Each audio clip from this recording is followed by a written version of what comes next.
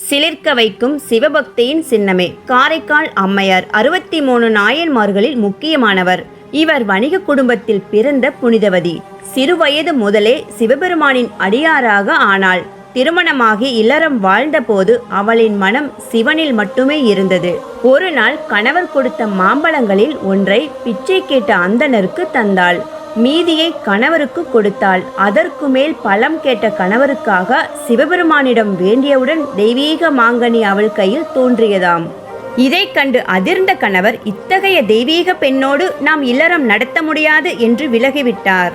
இதனால் மனமுடைந்த புனிதவதி, என் அழகிய உடலை அகற்றி பிரேத உருவம் தருவாயாக என்று சிவபெருமானிடம் வேண்டினாள். உடனே சிவபெருமான் அருளினார். அதன் பின் பிரேத உருவத்திலேயே பாடல்கள் பாடி இறுதியில் கைலை காண தலையால் நடந்து சென்றாள். அதை கண்டு சிவபெருமான், அம்மையே திருவாலங்காட்டில் பதிகங்கள் பாடி பின்னர் கைலை வந்தடைவாயாக என்று அருள் புரிந்தார். இதுவே சிவபெருமானின் ஊர்த்துவ தாண்டவம் நிகழும் திருவாலங்காடு. அங்கேயே தங்கி பாடி இறுதியில் சிவபதம் அடைந்தார் காரைக்கால் அம்மையார். நன்றி. ஓம் நம சிவாய.